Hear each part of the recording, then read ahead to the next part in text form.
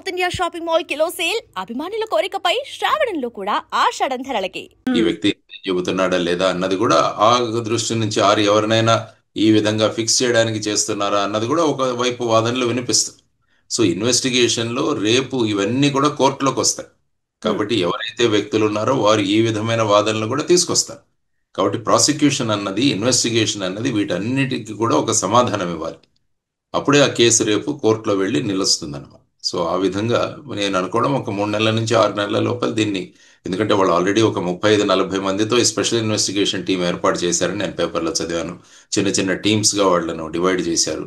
తర్వాత forensic experts కూడా వాళ్ళకి మద్దతుగా ఉన్నారు.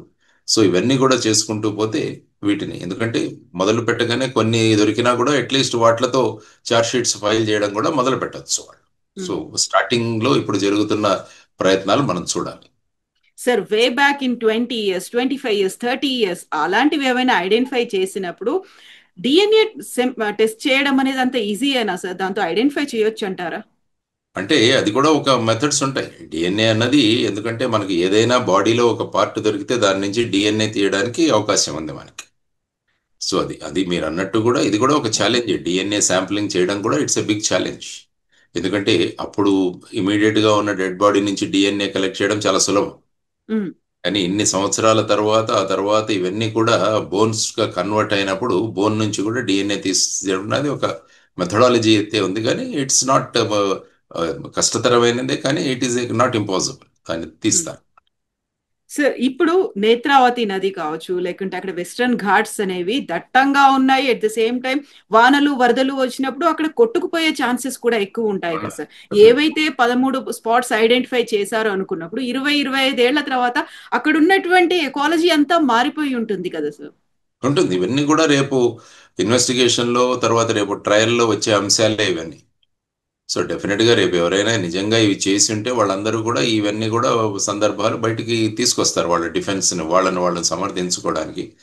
అసలు జరగలేదు, ఇవన్నీ కూడా ఎక్కడి నుంచో కొట్టుకొచ్చాయి, ఇలా రకరకాల వాదనలు అక్కడ తీసుకొచ్చే అవకాశం ఉంటుంది.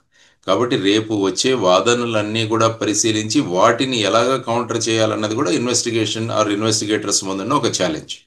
సో వాళ్ళు ఈ అంశాలు కూడా పరిశీలించాల్సిన అవసరం ఉంటుంది. మీరు వెళ్ళొచ్చారా సార్ ధర్మస్థల గురించి? మీకు ఇంత ముందు లేదు, నేను ధర్మస్థలకైతే వెళ్ళాను. నేను, అది ఒక పెద్ద తీర్థక్షేత్రం. అది మంజునాథుడి ఆలయం ఉంది అక్కడ. అది ధర్మస్థల ట్రస్ట్ కూడా చాలా పెద్ద ట్రస్ట్. అక్కడ ఆల్మోస్ట్ మేము వెళ్ళినప్పుడు కూడా వేల సంఖ్యలో అక్కడ భక్తులు చూసాం మేము. అక్కడ అన్నదానాలు కూడా అన్నదానాలు ఉంటాయి. వాళ్ళు కూడా ప్రసాదం కూడా అరేంజ్ చేస్తారు అక్కడ. వాళ్ళు కూర్చొని అక్కడ కూడా ప్రసాదం కూడా స్వీకరించడం జరిగింది. ఆ ప్రదేశం చాలా ధార్మిక స్థలము, విశిష్టమైన. కర్ణాటకనే కాదు, అనేక రాష్ట్రాల నుంచి కూడా ప్రజలు అక్కడికి వెళతారు. ధర్మస్థల అన్నది is one of the very important pilgrimage centres మన ఇండియాలో. సో అటువంటి ప్రాంతంలో ఇది జరిగింది అనడం తలుచుకుంటే చాలా ఆందోళనకరమైన విషయం ఇది. సో ఇందులో నేను బేసిక్గా అదే చెప్పాను, ఎఫ్ఐఆర్లో ఉన్న తథ్యాలు పరిశీలించాల్సిన అవసరం కూడా ఉంది. అక్కడ ఏదైనా మళ్ళా మేనేజ్మెంట్లో గొడవలు ఏవైతే ఉన్నాయా ఇవి కూడా బయటికి తీసుకురావాల్సిన అవసరం. అంటే ఒక గ్రూప్ని ఇంకొక గ్రూప్ డిఫేమ్ చేయడం, లేకుంటే వీళ్ళకి ఏదైనా పొలిటికల్ అఫిలియేషన్స్ ఉంటే అపోజిషన్ పార్టీస్ ఏమన్నా ఈ విధంగా డిఫేమ్ చేయడానికి ఏమన్నా ప్రయత్నాలు. ఎందుకంటే ఇన్వెస్టిగేషన్లో everything should be ruled out. అదే ఇన్వెస్టిగేషన్ అవుతుంది అనమాట. 13 స్పాట్స్ అన్నారు, 11 స్పాట్స్ అయిపోయాయి. ప్రామినెంట్ గా ఎస్ ఐడెంటిఫై చేశాము అనేంతగా అయితే అక్కడ కనిపించట్లేదు. ఎట్ ద సేమ్ టైం అక్కడ ఉన్నటువంటి జైన్ గ్రూప్స్ కూడా మేము ప్రొటెస్ట్ చేస్తాము, ఎందుకంటే మమ్మల్ని డిఫేమ్ చేసే ప్రయత్నం జరుగుతోంది, కావాలని మమ్మల్ని వాడుకుంటున్నారు అనేటువంటి మాట కూడా వాడు యూజ్ చేస్తున్నారు. పాలిటిక్స్ కూడా ఎంటర్ అయ్యాయా అనిపిస్తోంది. ఇన్ని రకాల గ్రూప్స్ ఉన్నాయి. ఉంటుంది, అంతే కదా. ఎందుకంటే బేసిక్ గా ఒక వ్యక్తి ఇచ్చిన ఎఫ్ఐఆర్ తో ఇది మొదలైంది. ఆ వ్యక్తి ఇచ్చిన ఎఫ్ఐఆర్ లో కూడా నేను ఇంతకుముందు చెప్పినట్టు ఎఫ్ఐఆర్ రిజిస్ట్రేషన్ స్టేజ్ లో అందులో నిజం ఉందా లేదా అన్నది పరిశీలించాల్సిన అవసరం లేదు. ఎఫ్ఐఆర్ అయితే రిజిస్టర్ చేయాలి. ఆ తర్వాత అందులో ఉన్న అంశాలను బయటికి తీసుకురావడానికి చేసే ప్రక్రియనే మనం ఇన్వెస్టిగేషన్ అంటాం. ఆ ప్రాసెస్ నడుస్తుంది. తర్వాత ఇన్ కేస్ ఇలాంటిది ఏది జరగలేదంటే ఫైనల్ గా ఇతను ఇట్లాంటి స్టేట్మెంట్ ఇవ్వడానికి కారణం ఏంటి. సో అతన్ని కూడా మళ్ళా ఇంట్రోగేట్ చేయాల్సిన అవసరం కూడా ఉంది. అతన్ని కూడా బ్రెయిన్ మ్యాపింగ్ కానీ లేకుంటే నార్కో అనాలిసిస్ కానీ ఇవి కూడా చేయాల్సిన అవసరం ఉంటుంది. అంటే ఫైనల్ గా అతను చెప్పిన ప్రాంతంలో ఏది దొరకకుంటే, సో అతను చేసిన దీంట్లో దాని వెనక కారణం ఏంటన్నది కూడా కనిపెట్టాల్సిన అవసరం ఉంటుంది.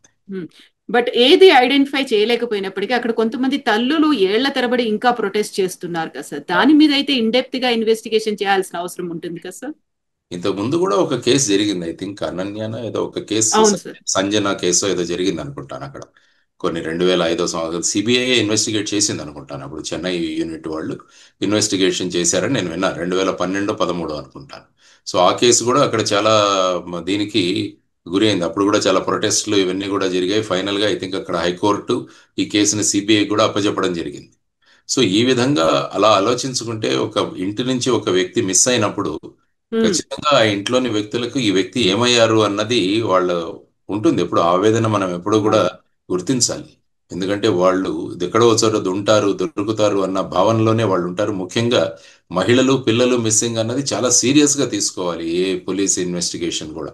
సాధారణంగా మీరు చూస్తే ఈ మొత్తం భారతదేశంలోనే టోటల్ గా లక్షల పైన మిస్సింగ్ కేసెస్ రిజిస్టర్ అవుతుంటాయి ప్రతి సంవత్సరం. నేషనల్ క్రైమ్ రికార్డ్ బ్యూరో వాళ్ళు కూడా వాళ్ళ డేటా ఇస్తుంటారు. అందులో చాలా మంది రిటర్న్ వస్తుంటారు. సాధారణంగా చూస్తే 97% దాకా రిటర్న్ వస్తారు. నా అనుభవంతో నేను చెప్తున్నాను. మిగతా 3% వాళ్ళు ఎక్కడికి వెళ్ళారు అన్నది పరిశీలించడం చాలా అవసరం. అంటే ఒక అమ్మాయి ఇంటి నుంచి వెళ్ళిపోయిన తర్వాత ఆ అమ్మాయి సురక్షితంగా లేదు అంటే చాలా ప్రమాదకరమైన ఆ, అది సూచన మనకు చేస్తుంది అనమాట. అందువల్ల ఈ మిస్సింగ్ కేసెస్ ని విత్ డ్యూ సీరియస్నెస్ మనం చేయాలి. సాధారణంగా ఎలా ఉంటుందంటే పోలీసులో వెళ్ళిన వాళ్ళు తిరిగి వస్తారన్న దాంట్లో ఇనీషియల్ ధోరణి ఉంటుంది అనమాట. ఎక్కడికో వెళ్ళి ఉంటారు, ఇంట్లో గొడవ పడి ఉంటారు, లేకుంటే ఏదో అయి ఉంటుంది. సో ఆ విధంగా వెళ్ళిపోతారు. కొన్ని రోజులు ఆ కోపం తగ్గాక మళ్ళీ రిటర్న్ వస్తారు. ఈ విధమైన థీరీ నడుస్తుంటుంది మామూలుగా. కానీ అది ఓకే. కానీ చాలా కేసుల్లో చూస్తే ఈ విధంగా తిరిగి వచ్చిన వాళ్ళ కేసు ఎక్కువగానే ఉంటుంది. కానీ వాళ్ళ గురించి కాకుండా తిరిగి రాని వాళ్ళ గురించి మనం ఆలోచించాల్సిన అవసరం చాలా ఉంది. సో ఇందులో కూడా ఆ విధమైన సంఘటనలే. అందువల్ల ఆ పీరియడ్లో జరిగిన 95-98 నుంచి 2014 వరకు కర్ణాటకలో రిజిస్టర్ అయిన మిస్సింగ్ కేసులు ఎన్ని, అది కర్ణాటకకే పరిమితం చేయాలా లేకుంటే మొత్తం భారతదేశానికి చూడాలా? ఇది కూడా ఒక ఇదే కదా.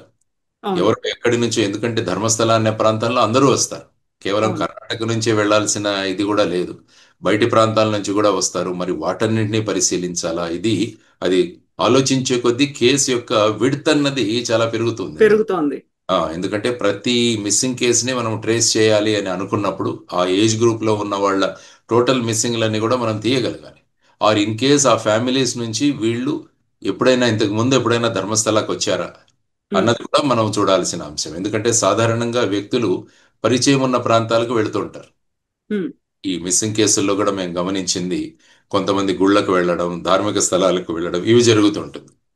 అంటే ఈ మానసిక ఆందోళనలో ఉన్నప్పుడు అక్కడికి వెళ్ళి నిరసన పొందుతాము అని చెప్పేసి అక్కడికి వెళ్ళాల్సిన అవసరం కూడా చాలా కేసుల్లో మనం చూస్తుంటాం. సో ఆ విధంగా దాన్ని కూడా ట్రేస్ చేయాల్సిన అవసరం, దాన్ని కూడా ఒక బ్యాక్గ్రౌండ్ చెక్ చేయాల్సిన అవసరం కూడా ఈ ఇన్వెస్టిగేషన్ లో ఒక భాగం అవుతుంది. Yes sir, thank you so much sir. మీరు అన్నట్టుగా ఒక 3 నెలలు పడుతుందా, ఇంకేమవుతుంది, ఒక ఎండ్ కార్డ్ అనేది కంక్లూజన్ వస్తుందా లేదా, ఇంకా వెయిట్ చేయాల్సిందే.